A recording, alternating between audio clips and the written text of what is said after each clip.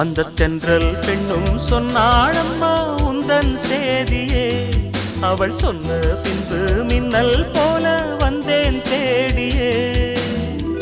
என்னை நீ தொட்டவுடன் என்னவோ பொன்னுதையா, முற்றுகையிட்டவுடன் சிற்றிடை தின்னுதையா.